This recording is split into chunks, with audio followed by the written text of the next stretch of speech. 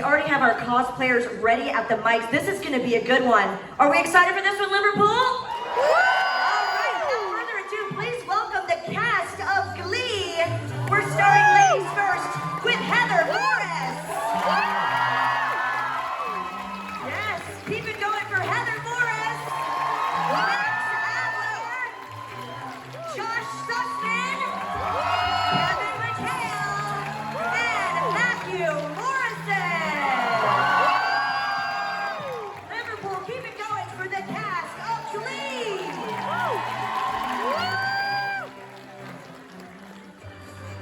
He looks good in the throne, I have to say. Give it up for the cast of Glee, everybody. Welcome to Liverpool. Just get comfy over there, Heather. She's posing. I'm loving it. She does it so naturally, as do you. Give it up for our amazing cast. This is one of my favorites. I'm looking forward to it. We got some Gleeks in the house. And we fully understand around 4 p.m. we're going to lose 3/4 of you to the Liverpool game, so it's fine. That's right. The timing is everything. I'll start with Heather. How are you enjoying Liverpool and Comic-Con so far? I'm obsessed with it. It's amazing. You better project. I'm used to teaching. I teach on dance conventions. I'm used to like big crowds. It's incredible. The energy here is rowdy. It's fun. I know the games are going on today, so all the guys care, and I'm like, sports ball. It's so fun. It's great. I love it. Max, how you liking Liverpool? I love Liverpool. I was here a couple of years ago with my dad doing all the Beatles touring, and it was a much slower town. And I came here now, and everyone's just partying and having fun. There's a great energy. All of you are so genuine and happy, and giving me these great stories that are so touching. We've been talking about it. You're just your vulnerability and your honesty has been amazing. The energy is great. We appreciate your support, and I love this town. This is my first time at this side of the world, and I'm having a great time. I love everyone I met. I met so many amazing people, and it's just been so special, and I loved being here, and I'm sad that it's over today. I've had a great time. Everyone, and just to echo what everyone said, everyone is so nice here. Not to say people in London aren't nice, but the spirit and everybody, it's so open and kind, and like Max said, just sharing your stories with us. We appreciate all of that, and we love that you trust us to share those really, truly deep things and meaningful things to you. And the show has, I think people who like Glee also feel a bond towards it, a deeper connection, and we fully understand that. And I feel like everybody in the city has been very reflective of that. So we're happy to just sort of be here and soak that up. So thank you for having us. I've been around the block. This is my 3rd time in Liverpool. I keep coming back for more. You keep bringing me here, and I love it. No, I did the show The Greatest Dancer, and one of the kids that I mentored was Harrison, and he's from Liverpool, and I just fell in love with the city. There's so many talented people from this city as well, and just the history, the art, the culture is thriving here. So you landed in a good place if you're from here. If not, I'm sure it's great too. Well, obviously, we love the music of Glee, and there's so many reasons to love the show. But for me, it's something that I took away from it was the inclusivity and the acceptance. I think that's something we need to see more of in TV and film. Would you agree? I'll start with you, Matthew. Yeah, that's been the greatest gift that has kept on giving from this show. It's just the fact that so many people have been touched. TV shows in general, I think, can be sometimes general, but this show in particular had a message that connected with so many people, helped so many people through transitions in their lives. I know we've all been talking about it. So many people have come up to us and just have been crying. They're just they've gone through so much, and this show has helped them, guide them through those tough times in their lives. At the time, this show was the first show really talking about, teenage pregnancy, gays in high school, just all these amazing social issues that are just, so ubiquitous today. It's just something, it seems kind of normal today, but we were kind of pushing the envelope, and The thing I love most about it is, the show is told through music, and that is the language we all speak. It doesn't matter which language you speak, so it really connected so many people around the world. I mean, yeah, you nailed it. I agree with I'm glad I all- went first, because I'm sure we all listen to the same thing. Yeah, I do think we were speaking about this the other day, where when you watch the show now, some things, it's like, oh, well, that's wild. We were talking about that, when the show started 13 years ago, and some things you're like, this doesn't age as well as. But I think the show was a transitional piece, within sort of social movement and within pop culture, where it was the bridge between the things we see on TV and in social media now, where, like you said, we are talking about and having open dialogue about much more in-depth, complicated issues that need to be talked about and addressed, that were sort of just being ignored. And I think Glee brought up every single week these issues in the face of, like, we're going to talk about this, we're going to make fun of ourselves, we're going to cry, and then we're going to do a little song and dance. And it's nice to be able to reflect upon that and see how far, the world has changed since we've done the show. And it's just nice to be a part of that. And I think all of that was just encouraging inclusivity and to make sure that everybody's voice is heard, and everybody, whatever side you're on of anything, it's like, let's talk about it, let's debate it, and make sure that you're still respected when you come to the table. And I think being a part of that has been just truly wonderful. Something that's just so amazing, that the show is so special, and I had some neighbors, some closed-minded neighbors from my hometown who didn't approve of gay people, and after watching the show, they wanted to watch their neighbor be on a show, and they saw Kurt, and through this show, they changed their views about gay people, and I was like, oh my, this show is special. It's just amazing that it's able to influence older people who were closed-minded, and I just can't believe it, and it's such a special show. Yeah, I remember the episode where my character kisses Chris Colfer's character was just a life-changing moment for me, and I remember, like, when that aired, I was with Josh in DC. We were speaking at the Kennedy Center. It was like the first time people had come up crying, basically saying, like, their relationship with their parents had been broken for years, and, like, their parents looked at them in a whole different light after that episode, and, like, took them back into the house and embraced them. And I mean, that's 13 years ago, and I look out there right now and I'm seeing, like, tears and emotions, and you're like, people from all over the world, different countries, spanning over a decade, and it's amazing to be a part of a TV show where, like, I was just working in a restaurant and I wanted to, like, have some lines on TV, and now we're a part of something so big, so much bigger than us, and so special, that has changed lives and changed families and allowed people to be themselves and accept themselves and ignore bullies and see bullies for who they are, which is insecure and wrong. And so just to play that part on this show with these people at that time, it's going to be hard to ever top that. And I'm just honored to be here with all of you today talking about that still. And hope that there are no problems, going forward in the future, and the progress keeps on going. And everyone just is full of acceptance, because we need that. But yeah. I mean, even 13 years later, it's like, I find so many new fans who are still growing up with this show and still discovering it and finding a voice in me and a voice in Naya and a voice in so many other characters that they didn't have before. And there's definitely, since Glee started, there was such an upwards trend. And it translates so much now. When I watch television and seeing representation, it's just widespread. I mean, I always hear, like, oh, I just don't feel like there's enough representation, which absolutely there can always be more.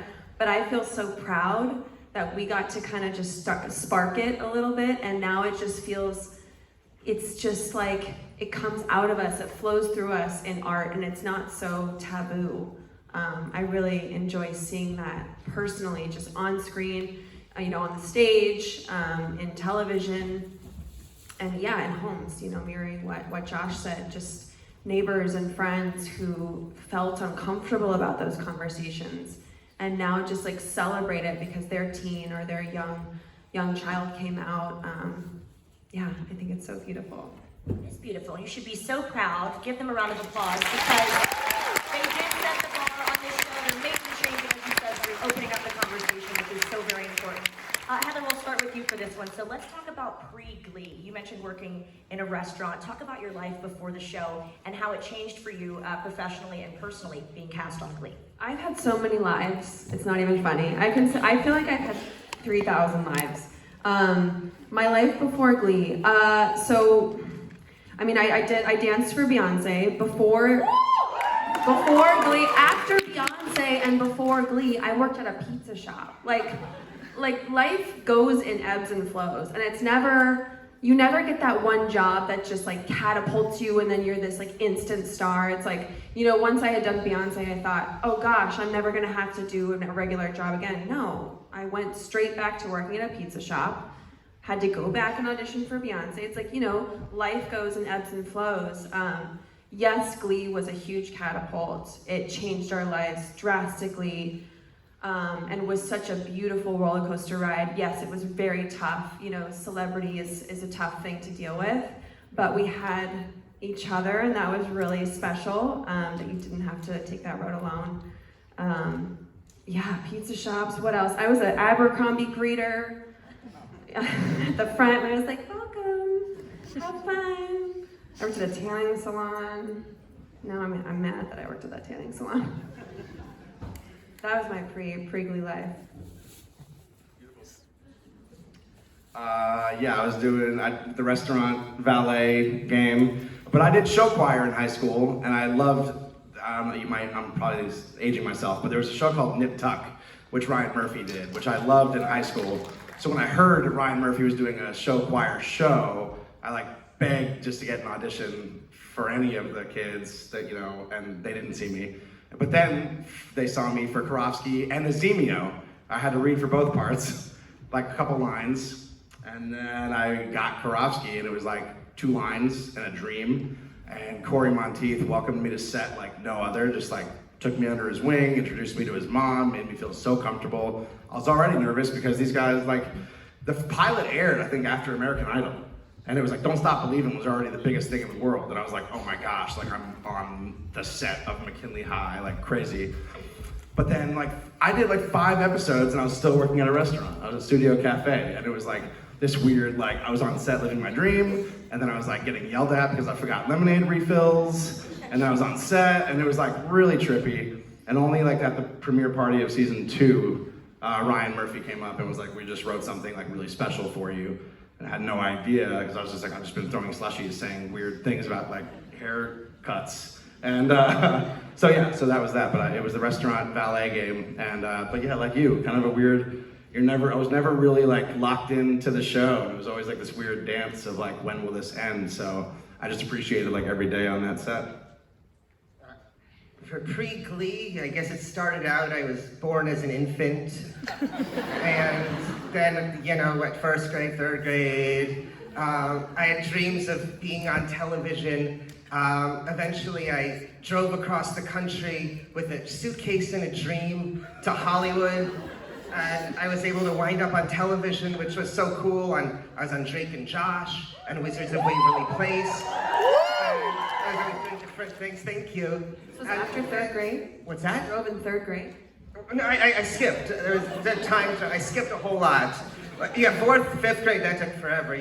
I'll tell you later. But then I got an audition for a show called Glee for the part of Randy Henkes, who was a jock in the Celibacy Club.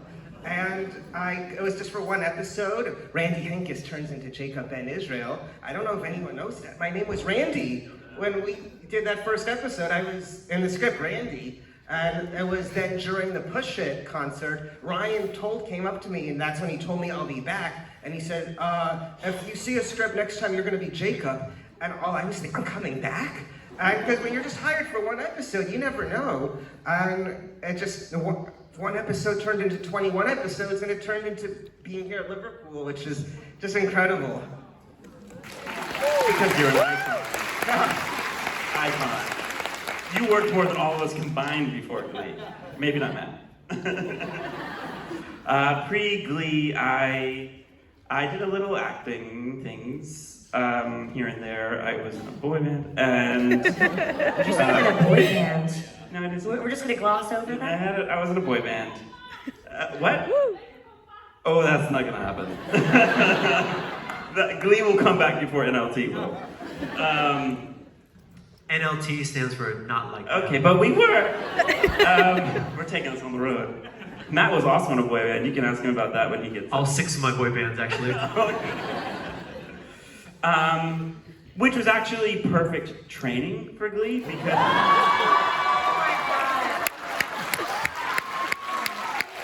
I love how quick they came in with It's that. been great They being were here. waiting Goodbye. backstage. They were waiting for this moment backstage. I was so serious. Look how cool I was. I love your smiles. Oh, Wait, God. You're savage in that booth. Props to out the there. production department, just like pulling that one out on the fly. They were prepared. They knew okay. Well, that was, that being said, it was a great time. It was a great learning experience.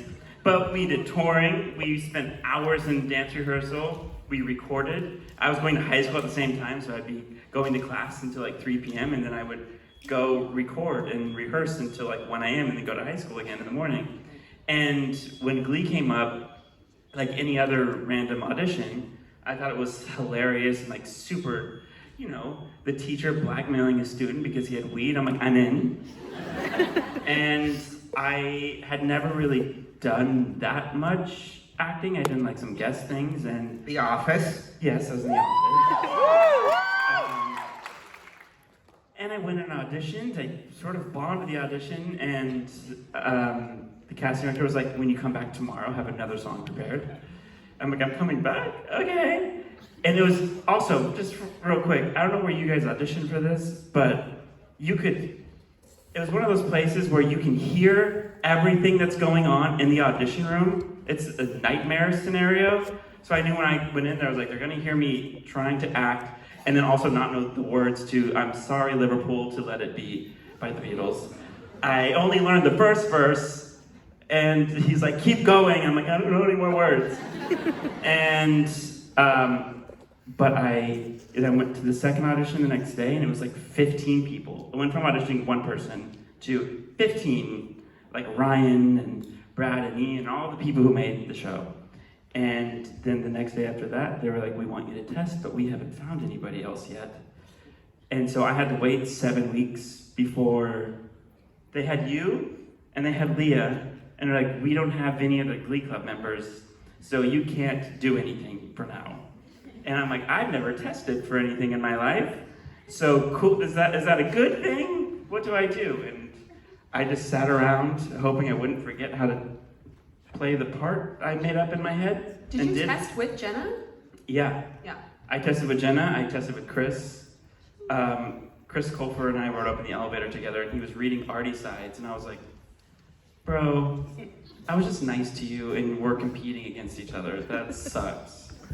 And then he's like, oh no, it's for a different part they made up for me. I'm like, well, good for you, you got the part. You got it. And then I also, like when I tested for it, I tested against another kid who was in Spring Awakening with Leah and Jenna. And I was like, well, I'm not gonna get this because there's clearly a trend and they already have like all these incredible like Broadway actors in the show. But oh, you never know. And I was sitting there texting my sister and my manager like, it's been a good run. I got really far and I'm really proud of that. And then, yeah, I was like, I've never gotten this far on anything. I'll take it. But I got it and was just happy to have a job, And also originally, the show was supposed to just come on as like a mid-season replacement, meaning like we were gonna start airing in like maybe April and run for a couple episodes. So I thought, best case scenario, this show's maybe gonna do 5 or 6 episodes. And then we did the pilot, and the network saw the pilot and was like, we're gonna hold off and we're gonna air 1 episode after American Idol, and we're gonna pick it up for 13 episodes. And I was like, I can pay rent! I was like, are you kidding me? I had to borrow money from my brother and my manager to pay rent the money for the month that we shot the pilot. I was so broke. I couldn't even afford gas to drive in from where I lived to film. And so luckily, it got picked up. And we got to keep making it and make the best friends we've ever had over the next 7 years, so it was great. And now you have expensive taste. Well, that's your fault. It's because you're not like them, right? Is that what it is? I had to. Well, Heather, I thought Heather was going to mention this, but I was actually her manager at the pizza shop, and it was no, I was I was a busboy, waiter. I worked at the Gap. I was in charge of the denim wall for a long time, and then I had a pretty long Broadway career. I had done 7 Broadway shows before I got Glee. Superstar. Have any of you guys seen him live? Like, seen him on a Broadway show? Okay. This man, Go watch some bootlegs on YouTube. go watch it. Is he Kate? Star. Sorry, I didn't mean to cut you off, but star. I know, right? Oh yeah, I was in 6 boy bands. You want to pull that up, please? Yep, there we are. Hey, we made it. Okay. Yeah, so I had a great Broadway. I started my career. My first Broadway show was at 18, and I was in the ensemble of Footloose, the musical. And thanks, Mom. And then I kind of kept going up the ranks and started getting supporting roles and then leading roles. And I was doing a show called South Pacific when I got the pilot of Glee, and luckily they were nice enough to let me out of the show for a little while to shoot the pilot. I just turned 30. The first day, on the pilot, last day, I turned 30 years old, and then as soon as we were done with the pilot, I had to fly back to New York and go right back into the show that I was in. And when Glee got picked up, it was kind of a struggle because they were like, I don't know if we're gonna let you out of your contract, my contract for South Pacific to do this show, but they did, and we made this pretty cool television show. Very cool television show. Yeah. Well, I can sit here and talk to you guys all day, but I know our fans are so excited. Many of them in cosplay here at Comic-Con, which is so cool. Round of applause for you guys, really turning it out today. We are gonna go. We're gonna go to this microphone here, number 1 on the left. Hiya. Hi, Rose. Hey, Rose. Hi. I wanted to know, for all of you, what's your favorite and least favorite thing about your character? The misogyny of Artie. As the seasons go on, he just comes out with some very insensitive. I get tweets about it, you all know. But it's the character. I'm like, okay, here we go. And then there are moments where he was really sweet. He was also a slut, but we don't slut shame. We're fine. He was with a lot of people, and that is fine. But yeah, the Artie also, I think, my favorite part was also how, what'd you say? Oh, side conversation. He basically ended up morphing into me a bit. They just started writing, that probably happened to a lot of us, but they just started writing for us, which was quite fun. And I like that I could just sort of be myself and like ad-lib a bit and get to sing some, they gave me a lot of like R&B things to sing. And I think probably my favorite part of Artie is the music he would sing. Yeah. I would say I have a tie for my favorite parts. One was dancing at the Super Bowl show because I felt like he was really happy. It just looked like, and like Mr. Shu accepted him, the Glee Club accepted him, and there was like a moment of acceptance that was beautiful. And then also that flash forward when you see him with like, his child and husband, and there's like happiness after the tragedy. Least favorite part was he never got to sing on the show. You do come from show choir. Just sing that now. My favorite part about Brittany, I think she was just loving of all things, all people, stillness, universe, life, like everything. She just accepted it all.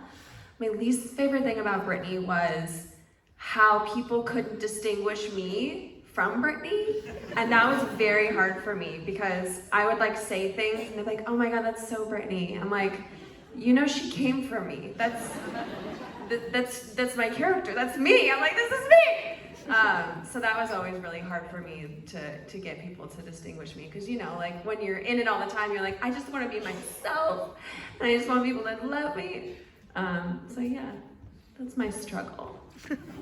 I think my favorite thing about Jacob Ben Israel is he was a pioneer and had his own web show before everyone had a YouTube show or everyone had a podcast.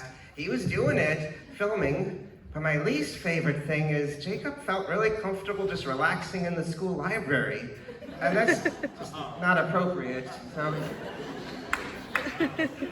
My favorite thing about Will Schuester was he was the beacon of what we all wish we had as a teacher.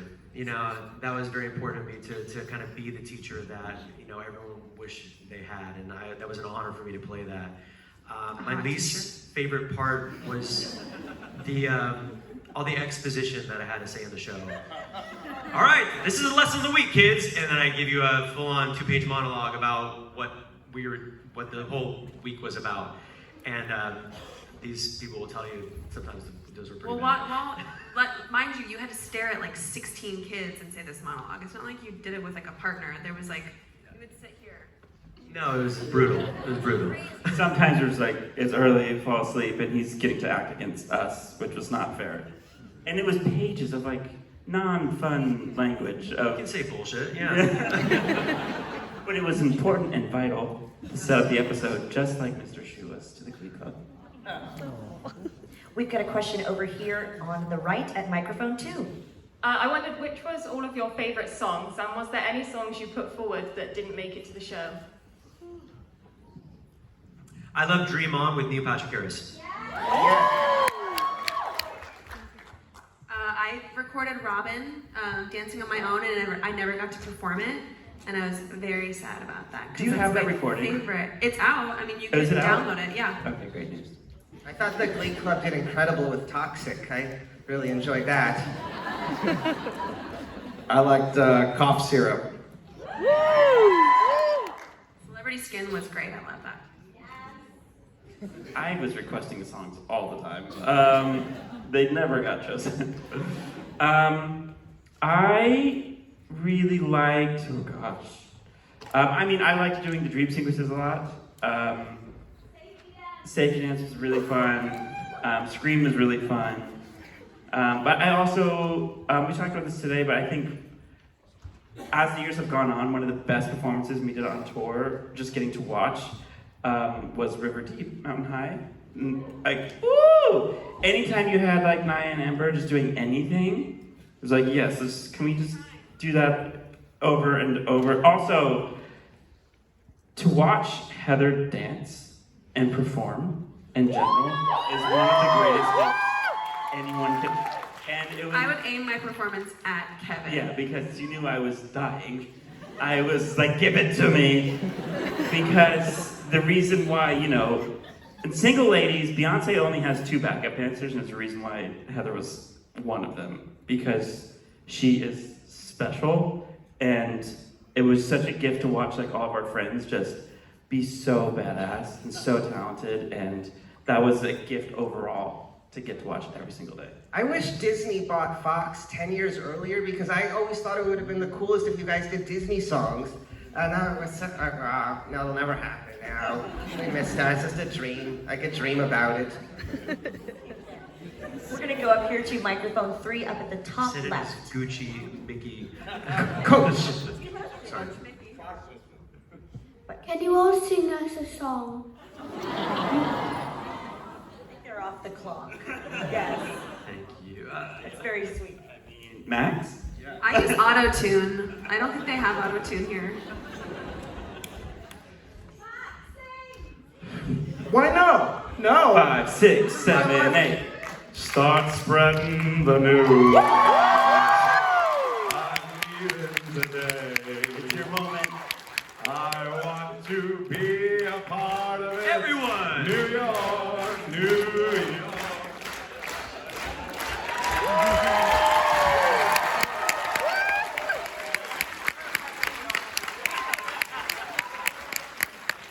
Thank you so much. We have a question question up here on the top right at microphone number 4. Hi. In the episode Born This Way, you had t-shirts. What t-shirt would you have? In real life? Yeah. Yes. Ooh, that's a very good question. Somebody smarter than me started. I think mine would say lazy AF. Pretty lazy. Courage. Shy. Witty. Yours would be witty. Thank Witty. you. Very nice of you to say. Don't think too much. Think more. For the honesty. We're gonna go down here to microphone number 2 on the right. Hi there. Hello. I don't know what I said that. We had a fabulous Glee tribute act at the after party last night. So I was wondering if you guys had any party tricks up your sleeve or any favourite dance moves you could show us. Oh, you did TikTok earlier. Check out Heather's TikTok. She choreographed us. No, she taught us the choreography. We taught them the choreography. Amazingly well. Follow Heather Very Morris efficient. on TikTok.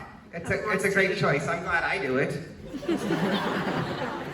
See, I wits. All wits. My party tricks are basically just horrible versions of Beyonce and Rihanna. That's all it is, because I clearly cannot. But that. I used to always break dance, but I call it broke dancing now, because every time I do it, I'm like, oh, Hold something. no, it doesn't feel right. Did you do anything at the party? Did you dance? You don't want to know what I got up to last night. Thank you. We'll turn this back on you Sing guys. for us. Yeah. Color us intrigued. There's a poll right there. Where's the pole? I love a prop. We've got a question over here at microphone number 1. Hi. So Glee had a lot of storyline, but of all the storyline, which one you wished didn't exist?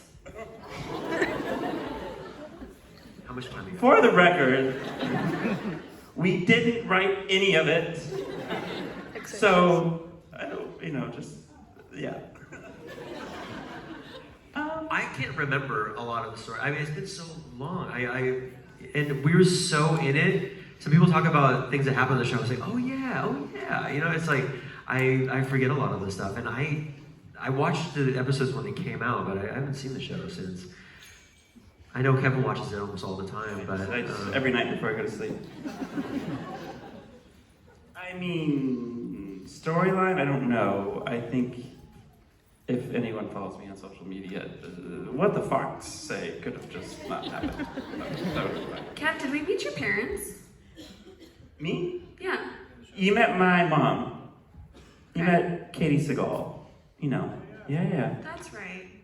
I wish there was more of her. That's how I felt most of the time. I just wanted more of I wanted more of Kevin's character, I wanted more of Jenna's character, meeting their parents, and I don't know, I just felt like those storylines we didn't get enough of. Backstory. I like it. We're going to go up to microphone number 3 up at the top left. Hi. Out of all the songs that had came out after Glee finished, what song would you have liked to perform on the show? That's a good one. At this point, I think we would have done a whole Bruno Mars dedicated episode. I think that would have been really fun. I was thinking about this the other day, actually. I was thinking either Creep by Radiohead or Hurt by Johnny Cash would have been cool ones I would have liked. I don't know if maybe you'll know this, but in the pilot, Mr. Shu was supposed to sing Vida La Vida, a Coldplay song. But Coldplay didn't give us the rights to it. So, but they eventually came around and gave us some songs later on after we were a big hit. So, but That was cold. yeah, I always wanted Fair. to. I wanted to. Fair. Yeah, fair. Yeah. But I wanted to sing that song badly. Coldplay fans here. Yes. We're going to go to microphone number 4 up at the top right. So first of all, I'm starting high school in September and I really want to join a Glee club if I can. And my question was, so there were certain episodes of Glee that were dedicated to different artists, and which one was your favourite? Good question. I think the first one we did was Madonna, right? Yeah, the first dedicated episode. Somebody know that more? Yeah. And that was really special because it was really, I loved those numbers. And again, it was the first time we did something like that. And so seeing all of us play those different parts, I remember watching the girls' number and we were all like freaking out. Then she like tweeted about it. It was cool. I really liked the Madonna one. And also Britney. Britney, obviously. For me, that was, yeah, obviously. No, but it was just to watch Heather really show up. She had so much to do in that episode, and she was just like, every number was amazing, and just to see the dedication that she brought to that episode was so special, and just like for her to have that moment and that whole kind of sequence of events, and those numbers are so iconic that she put on. So When I was in 7th grade, I was obsessed with Britney Spears. I don't know if you guys remember getting her CD, but I remember I was at a sleepover with my girlfriends and we got the pink CD with the cute little blue decoration on it, and we played Baby One More Time, and we were so excited. So from then on, I was obsessed with everything she did, and she did her VMA performance with, the school bell and the desks and stuff like that. So I decided I was gonna recreate it at my talent show with my 2 best friends, who I made them do everything that I told them to do. And I recorded it, and watched it every day after school, and then I taught my friends and we performed it. I actually had other guy friends who did like NSYNC and Backstreet Boys too.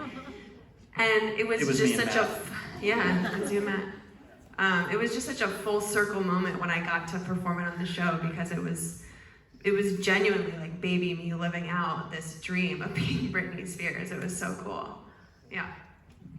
We have a question over here, microphone 2 on the right.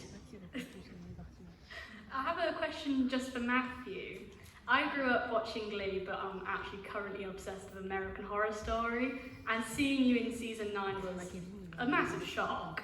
So I was wondering, was it a nice change to be in something so different? yeah, absolutely. Glee, we did it for 6 years, and it was. Oh, there he is.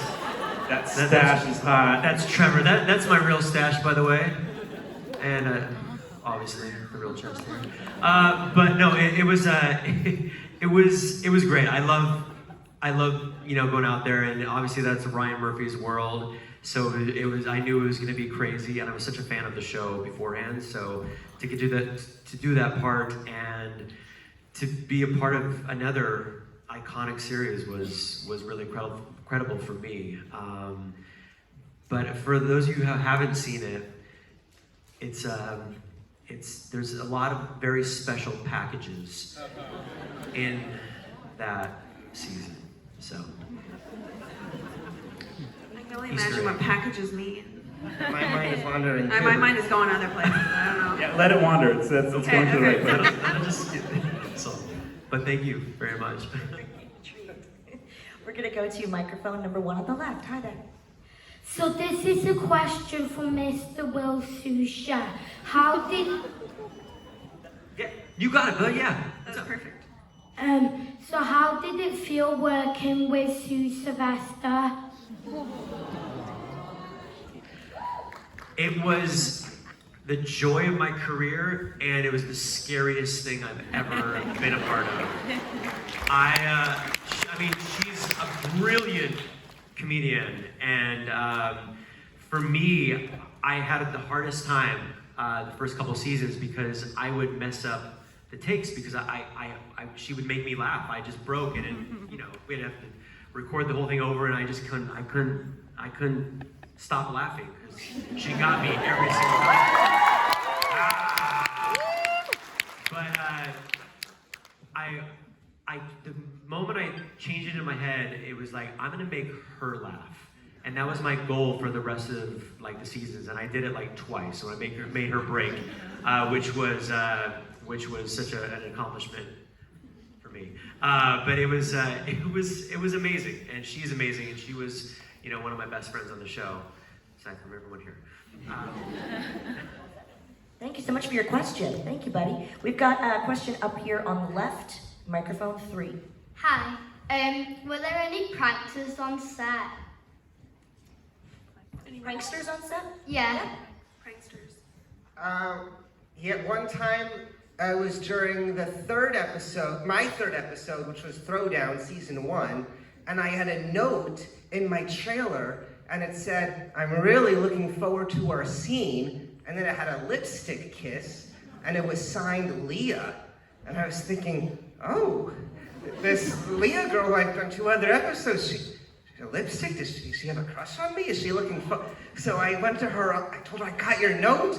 She's like, what are you talking about? And I pulled the note out of my pocket.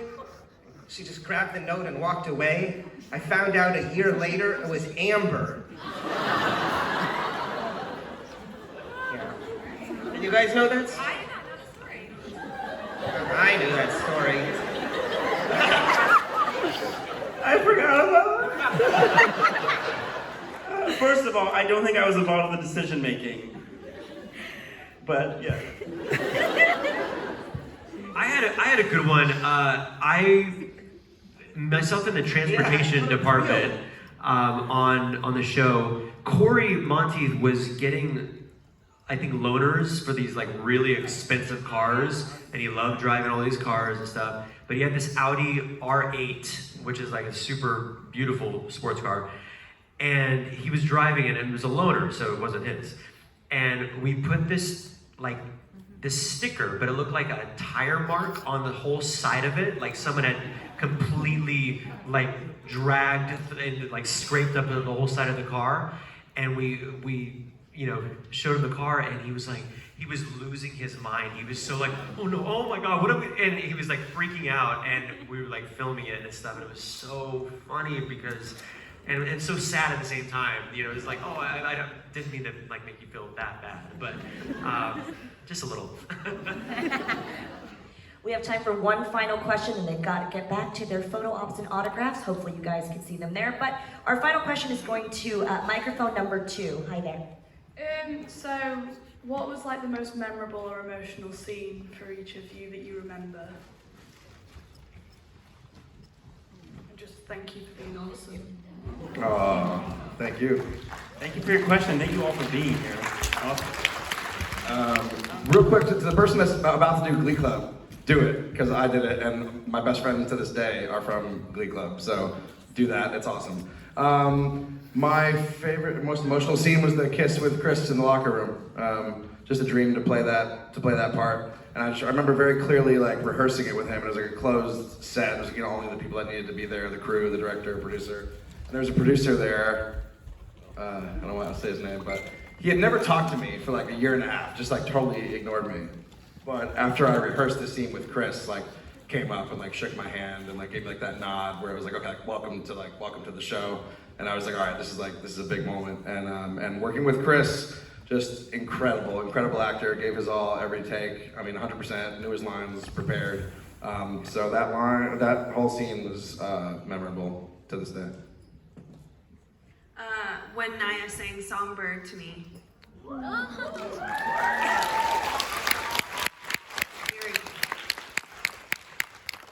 didn't have any emotional scenes, but it was just great when they did musical numbers and I got to be in the audience watching them, just watching this talented cast. And don't stop believing. That's my advice to you, don't stop believing. I learned from the show. Yeah. I think for me, the entire quarterback episode. That was the hardest thing we've done, had to do because it was all real for us, and you know.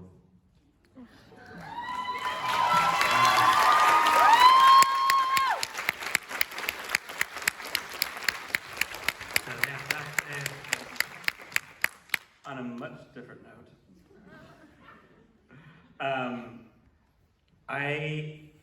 it wasn't emotional, but I agree with all these emotional ones, so I'll lighten it up a little bit.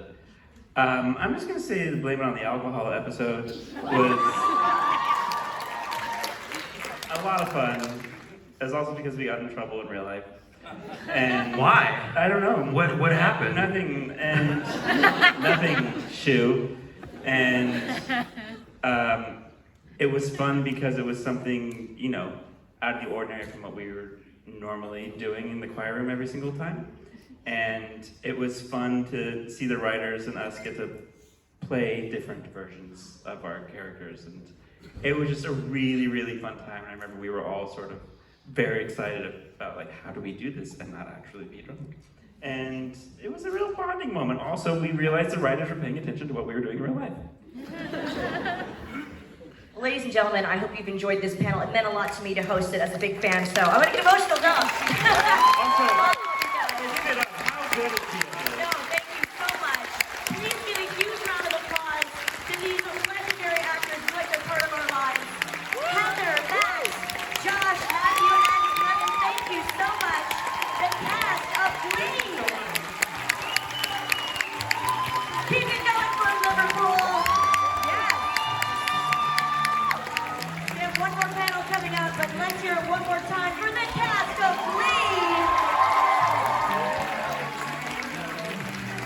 We'll have 4 panels coming up, 1 left today with Legacies coming up next.